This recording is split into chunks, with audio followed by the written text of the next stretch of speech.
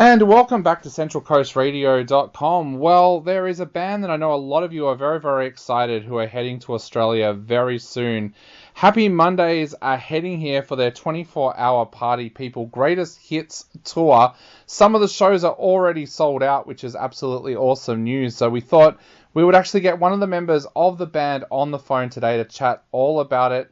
Welcome to the program, Rowena. It's Rowetta, but hiya. Thank you so much. Thank you so much for taking the time to chat to us today. I know you've had a bit of a rough morning with flights being cancelled and everything like that, but thank you so much for taking the time to chat to us. Oh, you're very welcome. Yeah, very welcome. I can't wait to come to Australia, by the way. We loved it last time.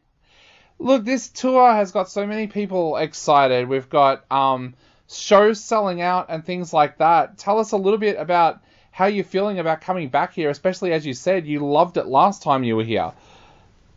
Well, I'm really excited because last time it was the first time I came to Australia and New Zealand, and so it was really exciting anyway. The band had been, a version of the band had been before, but it wasn't the real members, the original members. So I think it maybe had just been Sean and Bez and the drummer, I think Gary. So when we all went for the first time, it was just incredible because a lot of people thought they'd never get to see us. I think a couple of tours have been cancelled, and then we said, honestly, we're coming this time a few years ago, and we came, and it was sold out most places, and the people that came of every age, it was mainly because they'd like grown up with the music, or they were children who'd been, the parents had shown them, introduced them to Happy Mondays, or the older brothers or sisters had. So it was just great. When people see a band, they never think they're going to see again, because we have been going a while. You know, I've been in the band 30 years, 33 years now actually, and the band had been going before that. So a lot of bands don't last that long, and we're still going strong, and I think it's because the music still sounds great, and people still come out to see us and have the greatest night and the greatest time. So I'm really excited, because last time everyone was shocked about how good the nights were, how good the gigs were, and how well we were playing. So they're going to be even more excited, because I think we're playing better than ever. And my voice is great now, Sean's is great. We're just in good form at the moment, so it's a great time to see us in October. Rowetta, were you kind of surprised that first time you came to Australia just how many fans you had here? Or was that something that you kind of knew because of the online presence, or did that come as a complete surprise?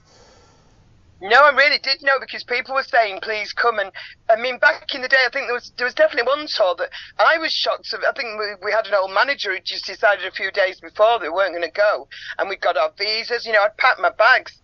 So I was really, really disappointed and really surprised we weren't going. It was about maybe 10 years ago. I can't remember how many years ago.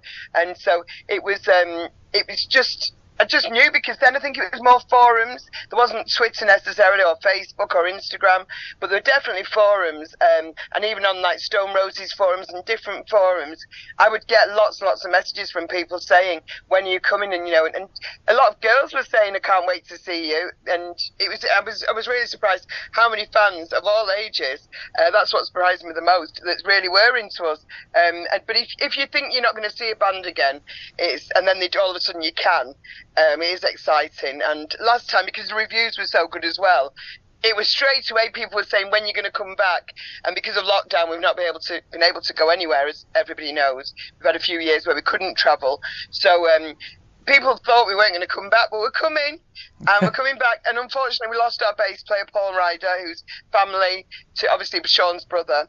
And that was a year ago, and that's been devastating for us.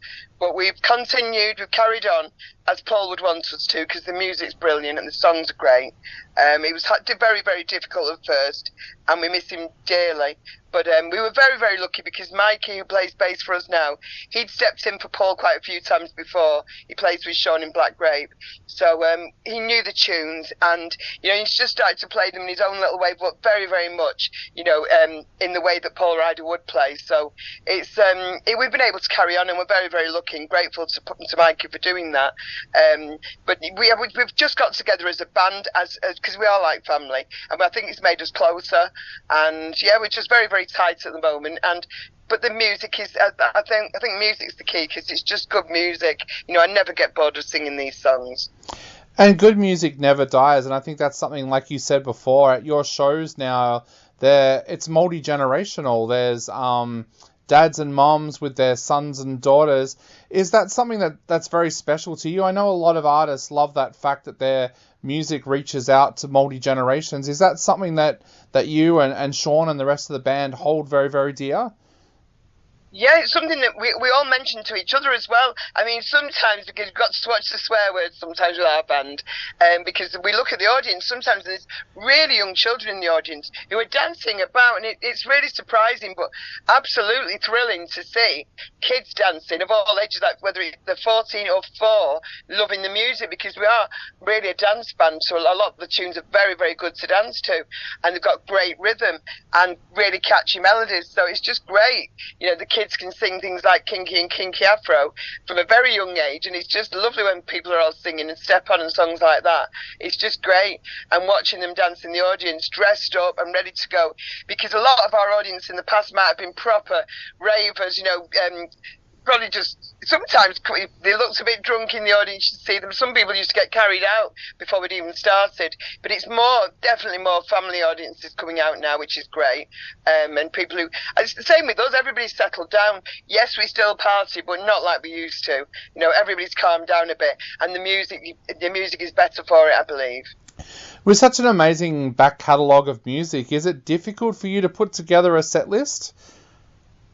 Well, it is, but there's certain tunes you've got to play, and then Sean only wants to sing certain ones. He goes off songs, so you do have to persuade him sometimes.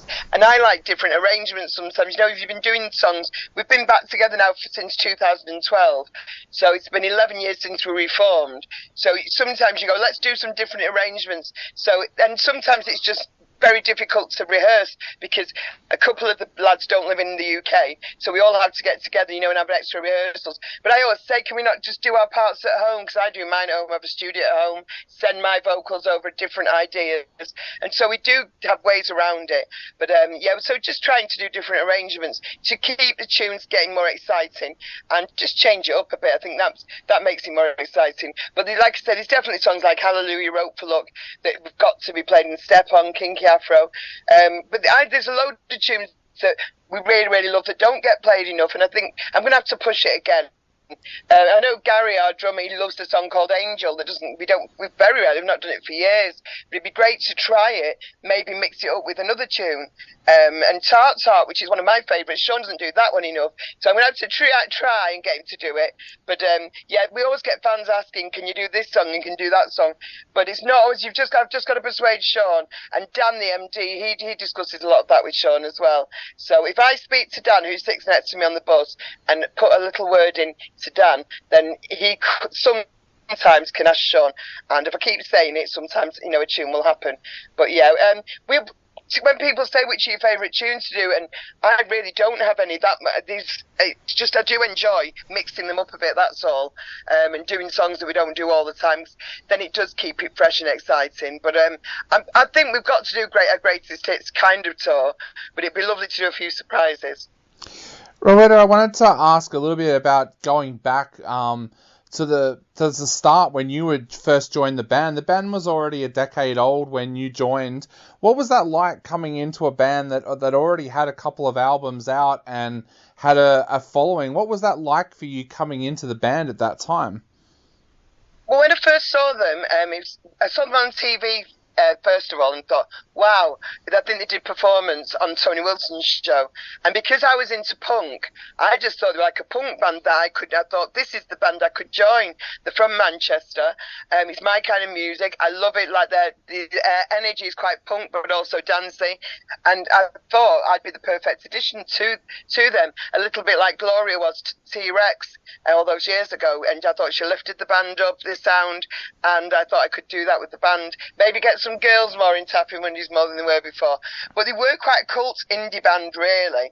That's what they were known as, whether they were or not. They were influenced by punk and funk, but they were definitely more known as, they were all in a lot of the indie charts. And when I went to see them, it was like in a civic hall and not a massive venue. And I just thought they were brilliant, and the energy there was great. But yeah, I just wanted to sing with them and add to them. But I never thought I wouldn't. But my first gig ended up being G-Mex, which was 15,000 people, 2 nights there as well, and then at Wembley. So they were really big gigs. But yeah, it took me a while to persuade them that I wanted to join, but people always ask me, why would you want to join Happy Mondays? Because if they don't know my roots are really, I used to listen to punk a lot and be into bands like Crass, obviously the Sex Pistols, but yeah, it was that's why I'm into that kind of music, and it took a little bit of persuading because they hadn't seen me sing yet, but once they did and met me, it was only a matter of time, I think. When the band disbanded in 1993, did you ever think that you would all get back together at some stage? Well, probably, because at the time I think I was thinking about going in Black Grape as well, but I ended up doing my own things and my own life and had young children and went off in a different direction for a while. But I thought we'd get back. I didn't know if all members would get back. So in 99 we did reform, but without the guitarist Mark Day, who's I think an incredibly brilliant guitarist, underrated, but he wasn't there and he didn't play for 19 years because of his fallout with Sean probably, and the keyboard player PD, Paul Davis, he didn't join us then. So I never thought the whole band would reform. We reformed for a couple of years and I left, and then Paul Ryder had left just before me, and one by one everybody left and ended up, I think it was just Sean in Happy Mondays in the end of the original lineup. So when we reformed in 2012, I just never thought that would happen. I didn't ever think we'd all be in the same room together, because I didn't sing with them for maybe 12 years. I don't think I spoke to Sean for 12 years. Mark Day and PD hadn't spoken to him for 19 years. I don't think Mark Day went on stage for 19 years, which is a crime, really. He just taught guitar. He didn't ever go on stage and play it. And he's just too good for that. So I'm so, especially for that reason, I mean, it's great for me, obviously, because it's the band I love. We're like family.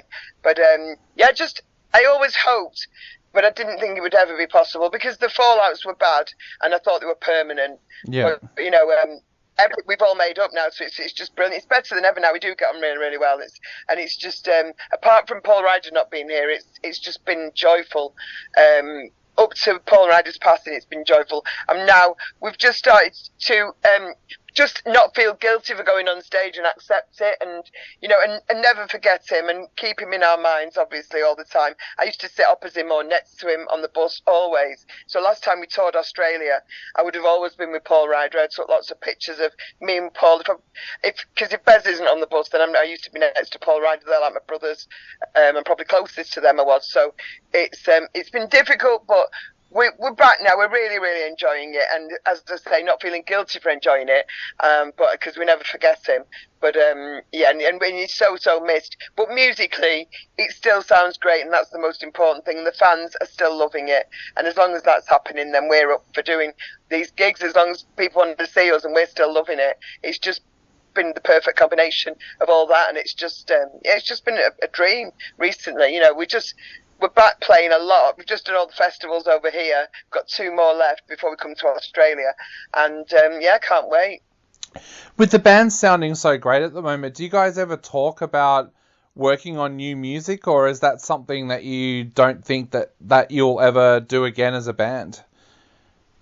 I'm not sure now. I mean, we always talked about it, and we did start a few tunes. I don't really know what happened to that. I think then Black Grape went off and did an album.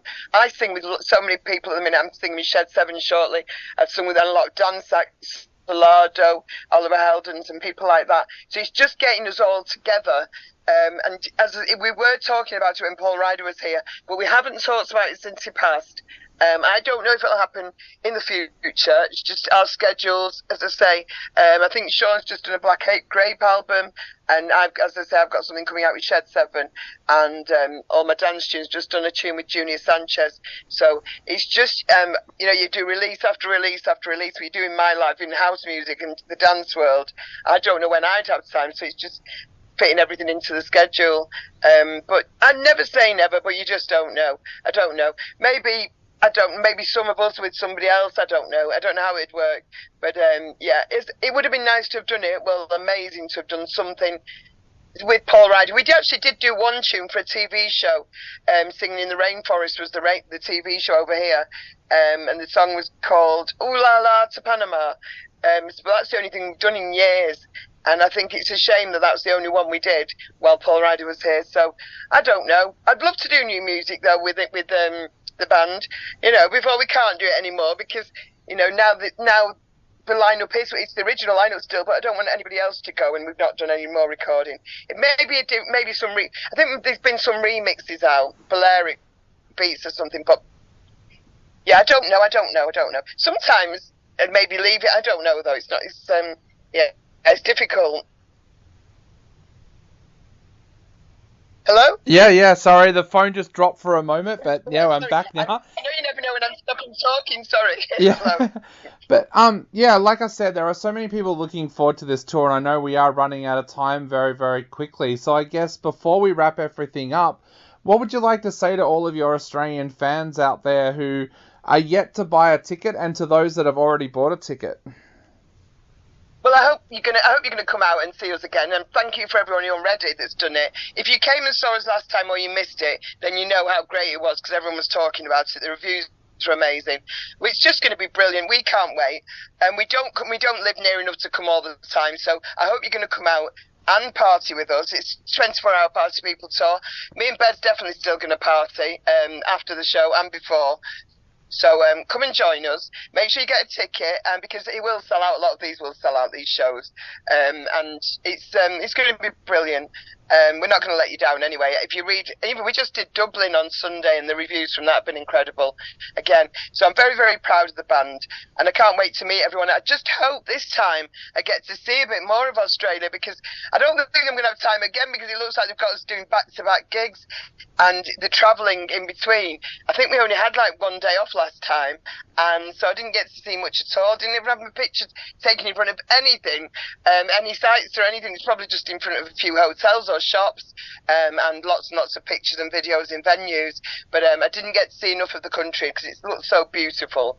But you've got to be up for the show. You've got to travel, and it's that's what it's all about, making sure that you're fit for the show, so we don't get to see a lot of the actual country, unfortunately. But I'd love to spend at least a day somewhere amazing with some Australian people. It's usually me. It's in a bar after the show. I think we're doing a few after parties, but probably not as many as last time, because it is just knackering, because we have to get on the plane usually at 6, and so if you finish a party at 4, it's a bit tiring. But no, we can't wait.